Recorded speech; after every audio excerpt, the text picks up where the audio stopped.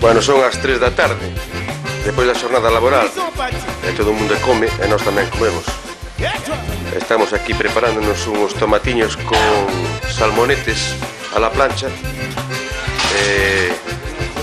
O chef Canicas estános preparando ali na brasa, vamos a verlo ahora, pase diante o chef. Estános preparando uns xurelos, uns xurelos aquí. O chef Canicas. Como están os xurelos?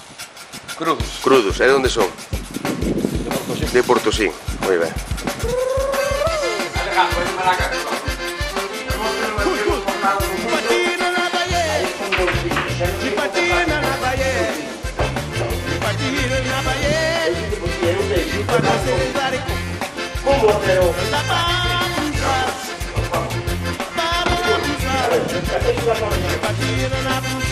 No comía. Bueno.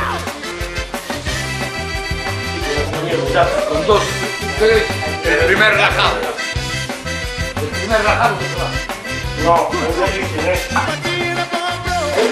Yo te voy a poner. ¿Dónde bajo de comer? ¿La comida de los países? La comida de los países. Bueno, despois do peixe, o segundo plato, con chuletos aquí de Manolito, e está pegando ali o xurado. Inda que dixo, verdad, que o salmonete é millor, non é? O salmonete é millor. Este par de chuletos que temos aquí.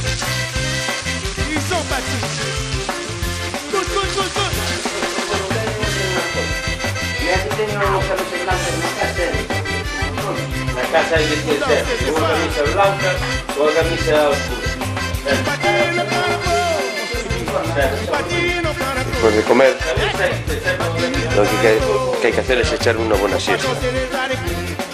Aquí tenemos a Manolito, después del chuleto, los xurelos y el salmonete con sus lonchitas de tomate, descansando tranquilamente. Y un chopito de licor café, claro. Buenas noches, Manolo.